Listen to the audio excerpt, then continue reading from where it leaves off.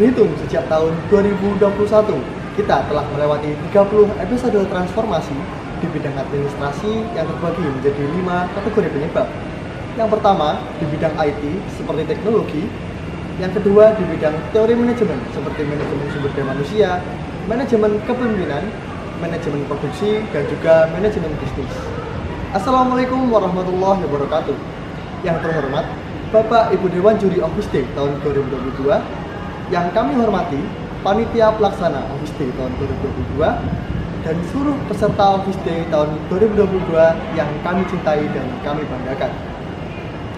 Kawan-kawan administrator muda, dalam era disrupsi teknologi sampai dengan revolusi industri 5.0, peran administrasi tak pernah kehilangan momoknya sebagai peran vital dalam suatu organisasi.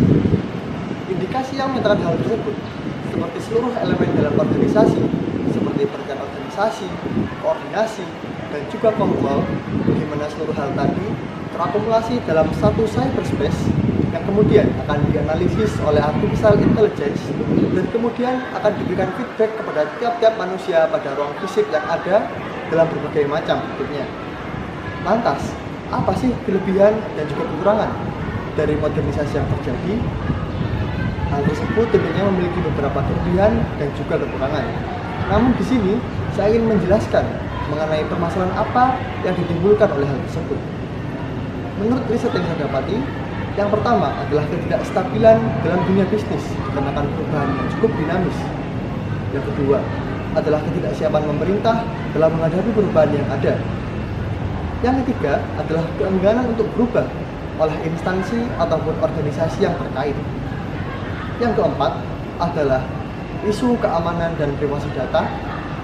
Yang kelima adalah kesenjangan oleh tenaga kerja seperti low skill low pay dan high skill high pay. Dari hal tersebut, hal ini merupakan hal yang sangat krusial bagi kita, terutama administrator muda di era 5.0. Dikarenakan hal itu tadi akan mempengaruhi administrasi yang ada, terutama oleh modernisasi yang terjadi. Lalu, apa yang harus kita lakukan sebagai administrator muda di era 5.0? Ada 3 hal yang perlu kita siapkan bagi pribadi diri kita agar mampu menjadi administrator yang terampil dan berdaya di era 5.0.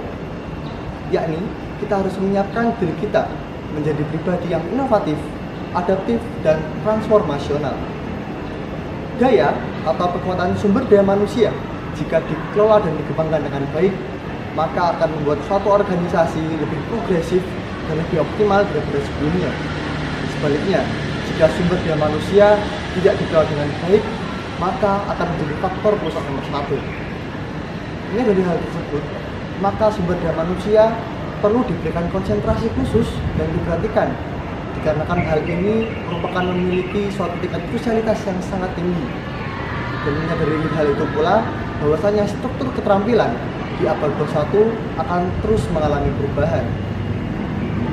Lalu, keterampilan apa yang perlu dimiliki oleh seorang administrator muda di era 5.0? Yang pertama adalah kemampuan untuk berpikir kritis. Yang kedua adalah pemecahan masalah yang kompleks. Yang ketiga adalah fleksibilitas yang kompetitif. Dari hal tadi, bahwasannya perlu bagi kita untuk menjadikan diri kita menjadi pribadi yang inovatif, adaptif, dan juga transformasional. Dalam artian, kita mau dan juga mampu untuk menghadapi perubahan yang ada dengan pemikiran yang open mind, sehingga kita mampu menjadi administrator muda yang tampil dan juga berdaya di era 5.0. Mungkin cukup sekian data yang dapat saya sampaikan.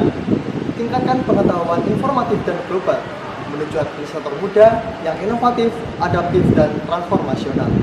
Wassalamualaikum warahmatullahi wabarakatuh.